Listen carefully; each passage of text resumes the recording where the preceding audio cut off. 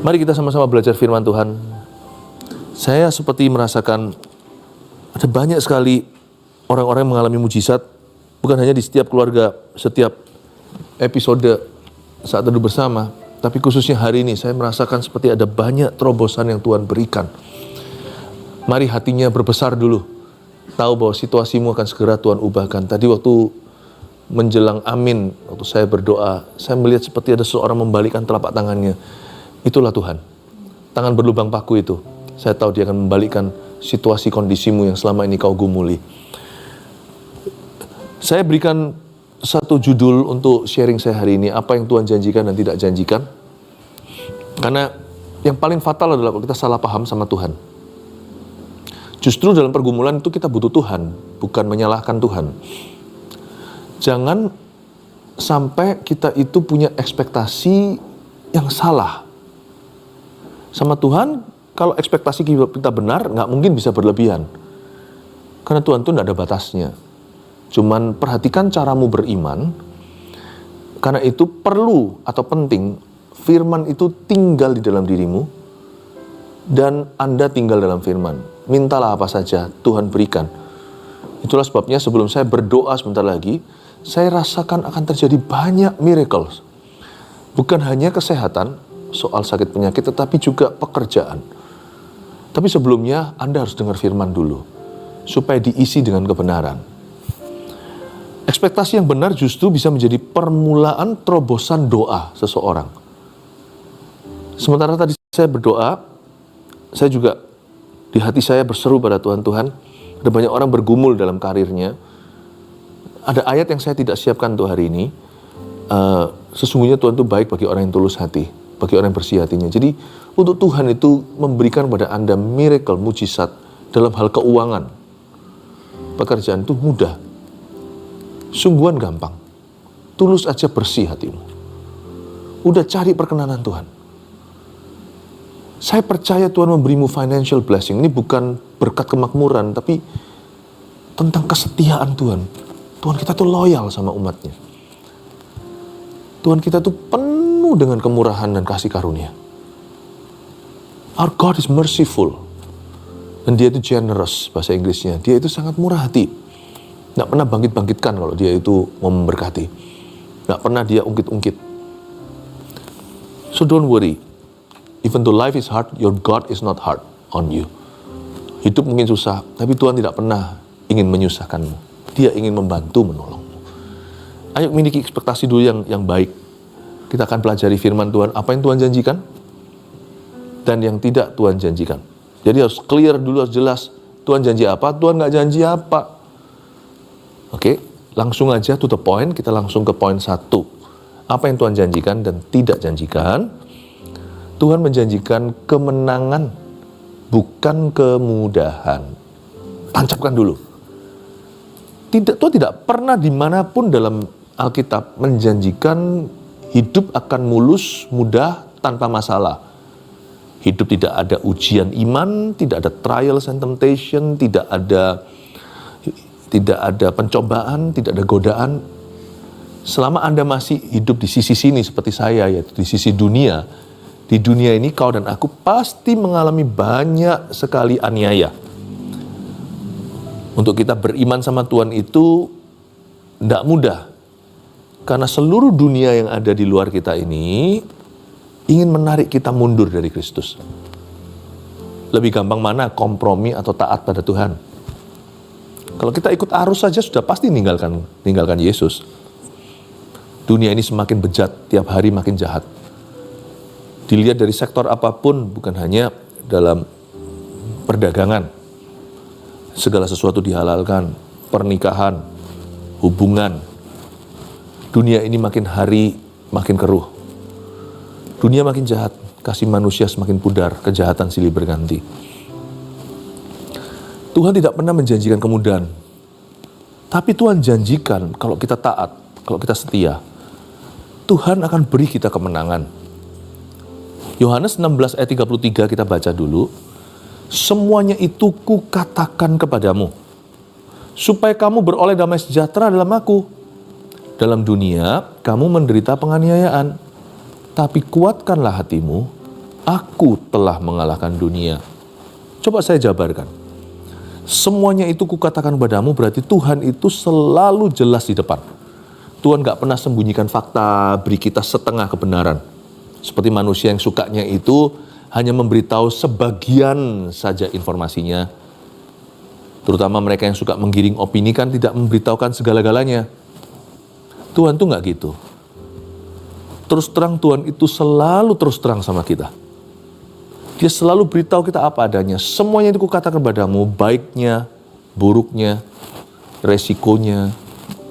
Ikut Tuhan tuh paling enak. Tuhan gak main petak umpet sama kita. Sekalipun Tuhan kita itu melampaui akal budi manusia, jalan-jalan Tuhan itu gak pernah misterius bagi orang-orang yang mencarinya. Contohnya, Tuhan itu jujur, Tuhan itu gak penipu, itu sudah gak perlu lagi ambigu. Allah kita setia akan genapi firman-Nya, itu sudah gak usah diragukan lagi, gak usah pakai tapi. Tuhan itu cinta keadilan, dan Tuhan itu benci penipuan.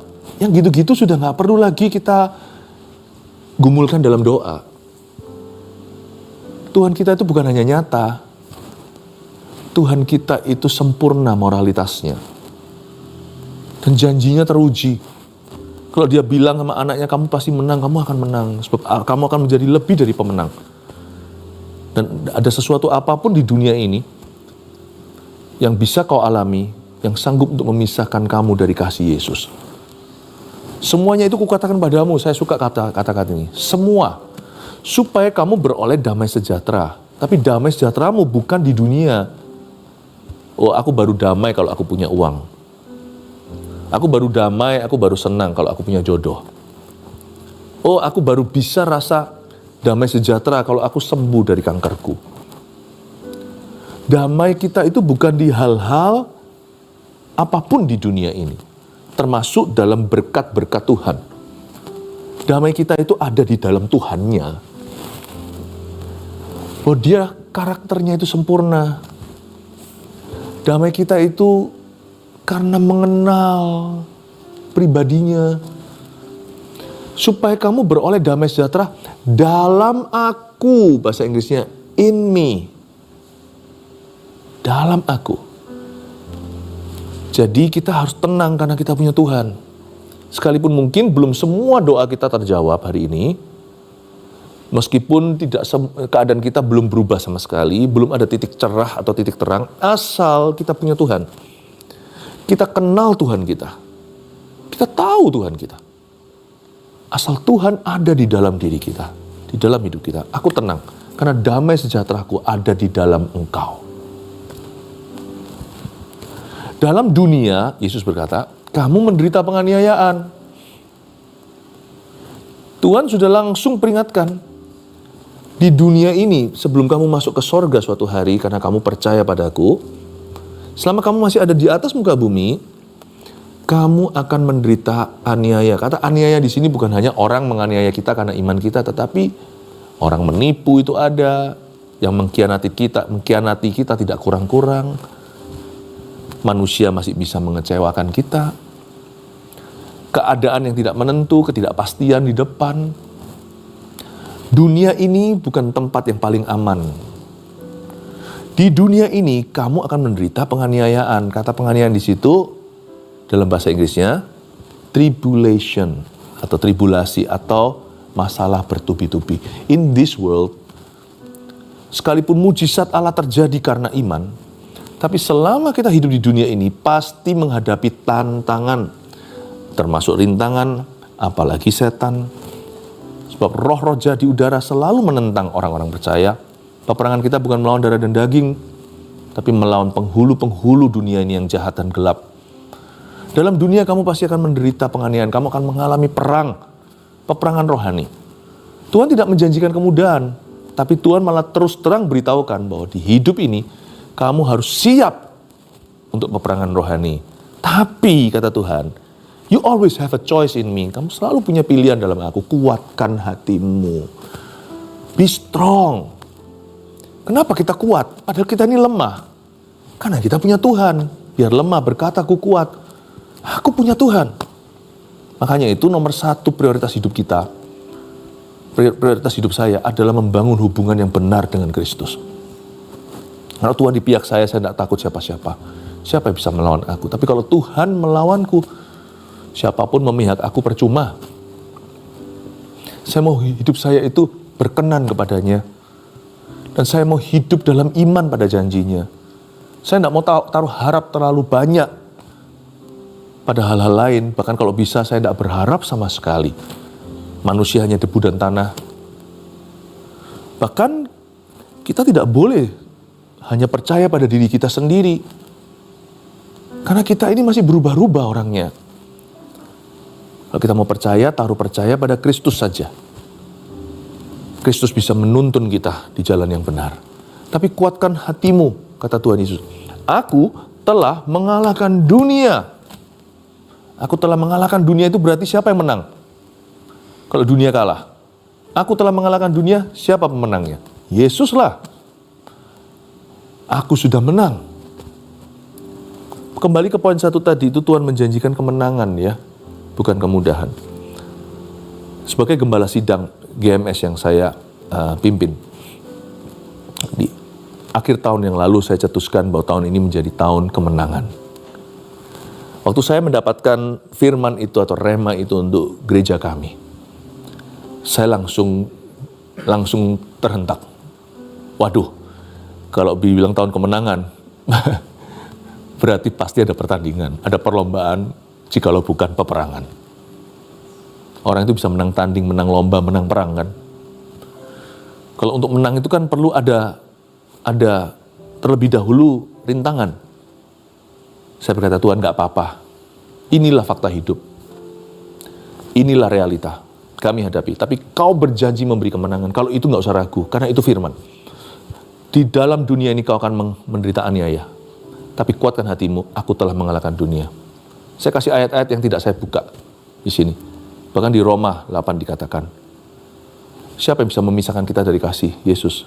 Dalam segala perkara, segala hal, kita lebih daripada pemenang. Masih banyak ayat-ayatnya tentang kemenangan. Tuhan selalu memimpin kita di jalan kemenangan. Jadi dari sana kita mengetahui sesuatu, bahwa kehendak Tuhan dalam hidup orang percaya, umat Tuhan, selalu adalah kemenangan. Ingat itu ya. Kalau kemenangan tidak usah kita tanya Tuhan lagi apakah itu kehendak-Mu. Kita tahu dari firman bahwa kemenangan adalah kehendak Tuhan. Jadi jangan mundur dari peperangan, jangan lari dari rintangan yang ada di hadapan atau di depan. Kita perlu kuatkan hati, berdoa lagi, dan taat pada Kristus. Kita tahu kalau kita taat padanya, kemenangan pasti akan terjadi. 2. Apa yang Tuhan janjikan dan tidak janjikan? Kedua, Tuhan menjanjikan penyertaan, bukan pembalasan. Ada perbedaannya. Kadang-kadang kita meminta Tuhan bela. Kita nggak terlalu urusi hidup sendiri karena kita nggak terima sama orang lain. Kita mau supaya terjadi keadilan, tapi keadilan versi kita. Apa yang terjadi dengan orang yang merasa dirugikan atau dizolimi, sehingga dia merasa ingin sekali untuk melihat pembalasan atas orang-orang itu yang telah berbuat jahat kepadanya. Dengan demikian mata kita sudah dialihkan perhatiannya dari Tuhan, karena kita sudah mulai melihat ke musuh kita. Kita mulai melihat ke orang-orang yang mengecewakan kita. Disitulah keluar yang namanya makhluk-makhluk kepahitan. Bagaimana orang kepahitan bisa disertai Tuhan? Dia sudah nggak jalan bersama dengan Tuhan Yesus. Orang kepahitan tidak hidup di dalam kasih, udah tidak hidup di dalam kebenaran. Karena itu ingatlah, Tuhan tidak menjanjikan pembalasan. Tuhan menjanjikan penyertaan. Yesaya 43 ayat 2 bunyinya, apabila engkau menyeberang melalui air, aku akan menyertai engkau.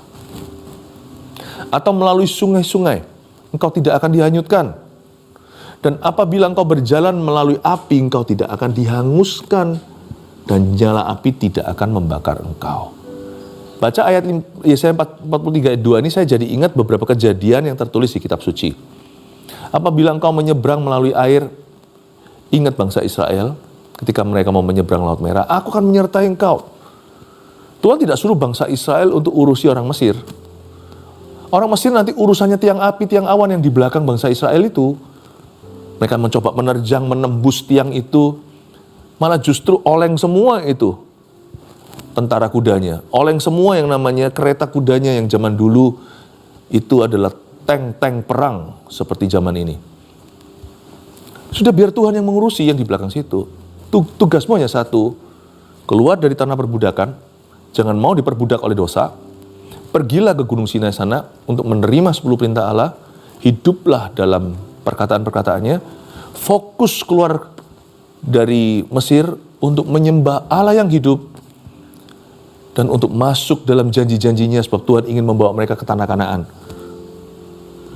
Dan Tuhan berjanji akan menyertai Musa dan bangsa Israel, bahkan melalui air. Bahkan melalui air kemustahilan, di depan dia itu Laut Merah terbentang lebar. Dibuat berenang naik perahu aja nggak mungkin, itu bukan seperti danau begitu, danau Galilea. Laut Merah itu tidak terseberangi. Selain mereka tidak punya alat untuk menyeberang, tidak punya perahu.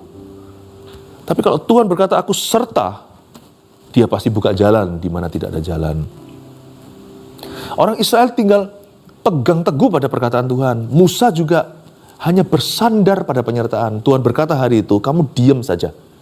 Dan lihatlah kelepasan yang akan kuberikan. Dan Tuhan beritahu sama Musa, angkat tongkatmu itu. Itu tongkat biasa. Tapi kalau Tuhan sertai apa yang biasa jadi luar biasa, tiba-tiba membelah. Bisa bayangkan imajinasi. Kiri kanan itu seperti ada tembok raksasa, akuarium, kelihatan ikan-ikan hiu, ikan pausnya. Tapi mereka tidak bisa menembus air itu. Coba bayangkan yang di ujung kiri kanan bangsa Israel yang sedang menyeberang jutaan orang itu. Mereka melihat Sea World. Kalau Tuhan sertai,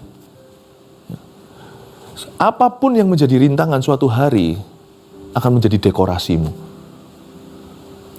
Apa yang menakutkan menjadi pemandangan yang indah.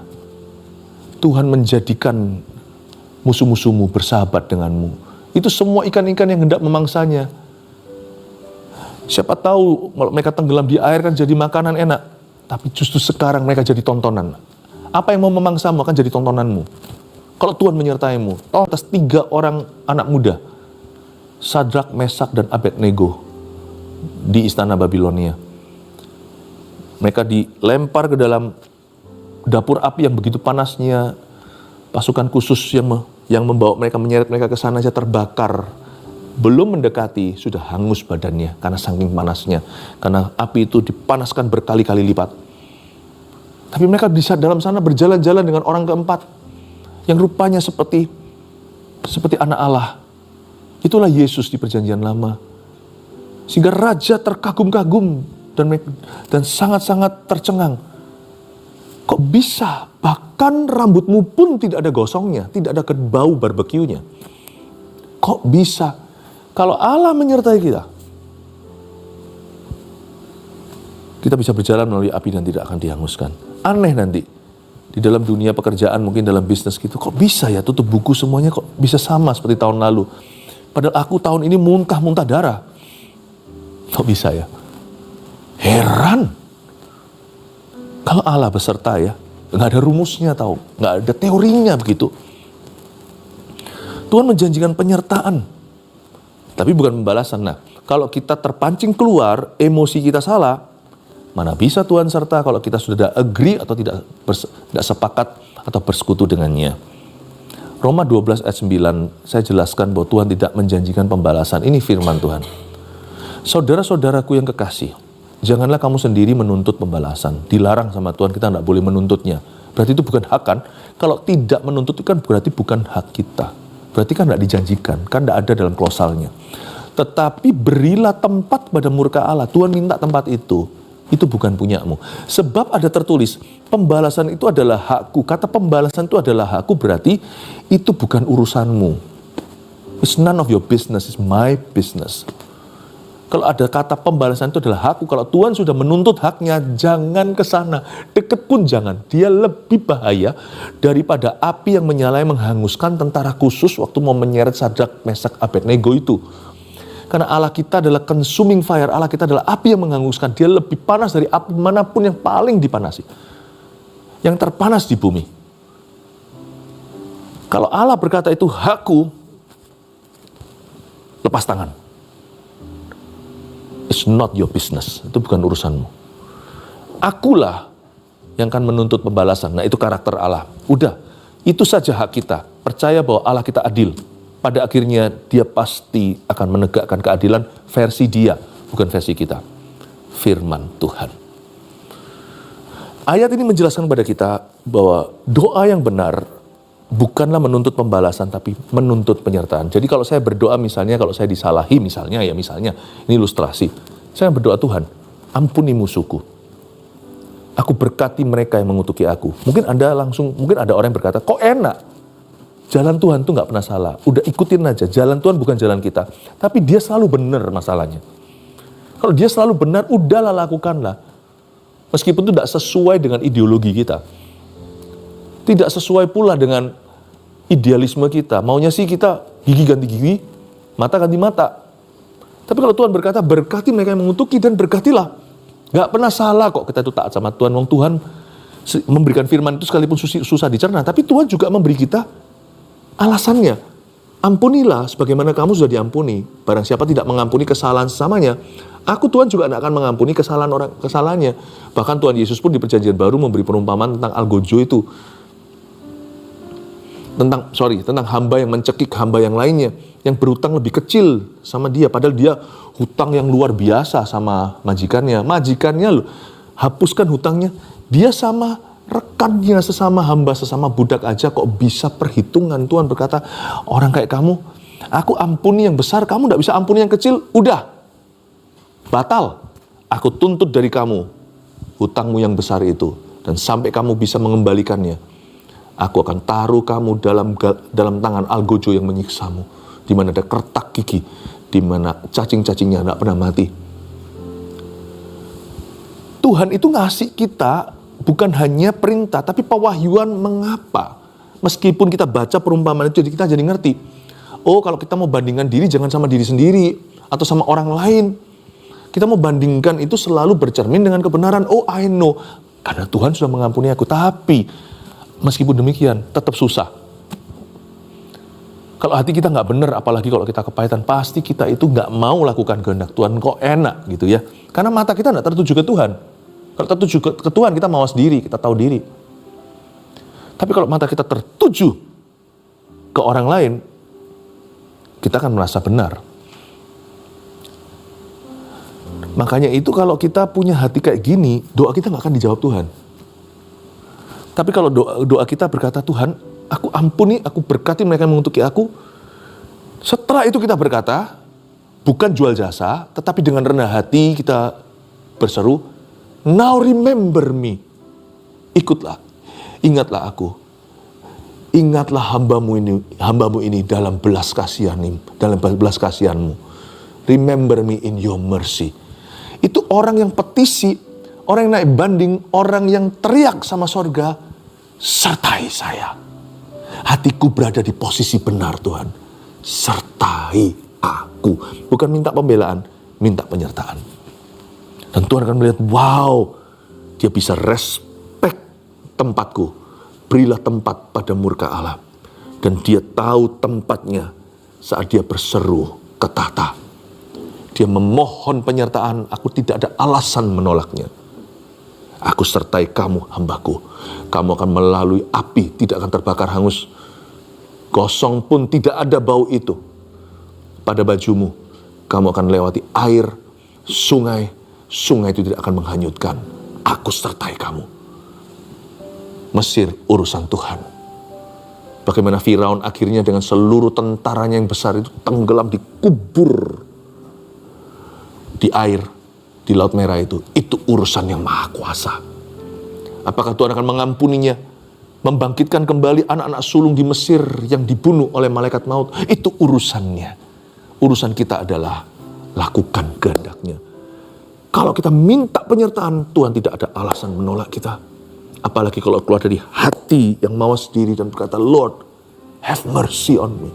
Belas kasihani hamba. Tapi kalau kita saling menuntut, saling menggigit, suami dengan istri, lalu sanak saudara, atau rekan dengan sesama rekan, sesama saudara seiman, atau kita saling menggigit, saling menuntut. Tuhan tidak tertarik menyertai. Karena sekarang menjadi agenda Tuhan adalah menobatkan, bukan menyertai. Jangan sampai ke level menyertai. Karena yang perlu dilakukan sekarang adalah menobatkan. Tapi kalau kita tidak saling menggigit, kalau kita tidak saling menusuk, Tuhan akan berkata, inilah hambaku, kepadanya aku berkenan. Saya harap Anda mengerti ini. Ini yang Tuhan janjikan, penyertaan. Bukan pembalasan, karena itu tempat Tuhan. Jangan sekali-kali jadi gurunya Tuhan. He knows what to do. Dia tahu apa yang harus dia lakukan. 3. Tuhan menjanjikan hikmat. Bukan jawaban untuk setiap pertanyaan. Ada satu doa yang tidak pernah ditolak Tuhan adalah give me wisdom. Beri aku hikmat. Yakobus pasal 1 ayat 5 bunyinya, tetapi apabila di antara kamu ada yang kekurangan hikmat, hendaklah ia memintakannya kepada Allah, yang memberikan kepada semua orang dengan murah hati. Memberikan kepada semua orang yang apa? Yang minta hikmat. Tuhan akan memberikannya dengan murah hati dan dengan tidak membangkit-bangkit. Tuhan akan ungkit-ungkit kesalahannya, kekurangannya, kelemahannya. Maka hal itu, yaitu apa? Hikmat akan diberikan kepadanya. Ada satu doa yang tidak pernah ditolak oleh Yang Maha Kuasa. Give me wisdom, O God. Kasih aku hikmat. Dan hikmat itu selalu bermula dari takut akan Allah. Tapi hikmat tidak hanya takut akan Tuhan. Itu permulaan. Hikmat tidak berakhir sampai situ saja. Hikmat juga memberi kita strategi, skill, kemampuan. Memberi kita paradigma yang lebih tinggi. Dan memberi kita kepekaan-kepekaan yang tak terhingga. Hikmat itu memberikan kepada kita cara berpikir yang brilian. Tuhan menjanjikan hikmat, bukan jawaban untuk setiap pertanyaan. Kalau kita masih berkutat di area why, mengapa, dan kita tuntut Yang Maha Kuasa, seolah-olah kalau bisa kita pegang kerahnya Tuhan gitu ya, lalu kita marah dan protes keras dan berkata, tell me why, kenapa, beritahu kepadaku, kenapa kau izinkan ini terjadi. Berarti kita tidak tahu posisi. Kalau kita lakukan itu, maka kita akan tersesat hati. Tuhan tidak berjanji untuk memberi jawaban untuk setiap pertanyaan dalam hidup ini. Karena hidup ini terlalu singkat untuk kita tahu segala sesuatu. Makanya orang benar harus hidup oleh iman. Karena nanti suatu hari segala sesuatu akan dijelaskan oleh Tuhan di dalam rumah Bapa. Suatu saat kelak kita tidak akan melihat samar-samar seperti orang yang rabun melihat remang-remang wajah orang lain. Suatu hari kita akan bertemu Yesus wajah dengan wajah, bertemu dengan Bapa muka dengan muka. Pada saat itulah segala sesuatu akan menjadi jelas. Semua misteri hidup ini akan diceritakan kepada kita. Tuhan tidak pernah berjanji untuk memberi semua jawaban untuk setiap pertanyaan. Kita hanya bisa punya hikmat, dan kadang-kadang hikmat itu sendiri tidak selalu menjawab segala sesuatu penasaran kita. Apalagi hati yang tidak terima. Tapi Tuhan menjanjikan hikmat kepada kita. Artinya Tuhan akan memberi kepada kita perspektifnya yang cukup untuk kita hidup benar dan hidup percaya. Yang cukup untuk membuat kita itu hidup dalam poros kehendak Allah sampai Tuhan datang atau kita mati. Dan hikmat itu diperbaharui Tuhan dan ditambahkan hari per hari as we follow Christ, sambil kita mengikut Kristus. Kepala kita itu akan menjadi putih rambutnya bukan karena menua tapi karena bijaksana.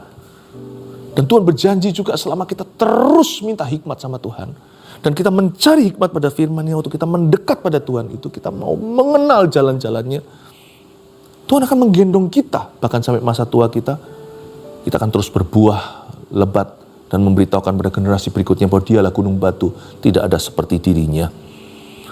Tuhan tidak berjanji memberikan jawaban untuk setiap pertanyaan kita, apalagi pertanyaan-pertanyaan yang tidak ada hubungannya, yang murni keluar hanya dari keisengan kita atau hanya keluar dari hati yang nganggur, tidak tahu bagaimana mengikut Kristus, hanya mau makan lagi dari pohon pengetahuan itu, yang baik maupun yang buruk.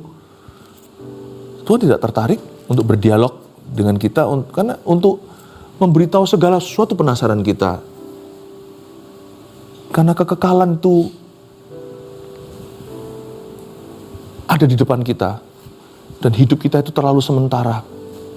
Suatu hari cepat lambat, kita akan tahu segalanya. Karena Tuhan pasti akan memberitahu kita. Yesaya 55 ayat 8 dan 9 bunyinya, sebab rancanganku bukanlah rancanganmu, dan jalanmu bukanlah jalanku. Demikianlah firman Tuhan. Seperti tingginya langit dari bumi, demikianlah tingginya jalanku dari jalanmu, dan rancanganku dari rancanganmu. Certain things, ada hal-hal tertentu kita boleh tahu, dan kalau Tuhan beritahu ya itu untuk kita, untuk kebaikan kita dan orang lain juga. Tapi kalau Tuhan tidak beritahu pada kita, I learn to trust Him. Aku telah belajar untuk percaya kepadanya dan mempercayakan itu kepadanya. Apa yang Tuhan janjikan? Tuhan menjanjikan kemenangan, bukan kemudahan. Minta kemenangan hari ini. Show me the way. Tunjukkan aku jalan menuju kemenanganku. 2, Tuhan menjanjikan penyertaan, bukan pembalasan. Minta Tuhan, Immanuel, Allah beserta, itu dekat sama kita. Lord, as long as you are with me. Asal engkau berjalan di depanku. Aku tidak mau malaikat yang antar aku ke situ. Show me your glory, tunjukkan kemuliaanmu. Aku mau dekat sama Tuhan. 3, Tuhan menjanjikan hikmat, bukan jawaban untuk setiap pertanyaan. Tuhan kasih aku hikmat dalam pekerjaanku, dalam pernikahanku, dalam pelayananku. Tuhan memberiku hikmat sehari-hari. Tuhan beri aku hikmat setiap bulan, setiap tahun. Tuhan buat aku bertumbuh dalam pengenalan akan Allah. Haleluya.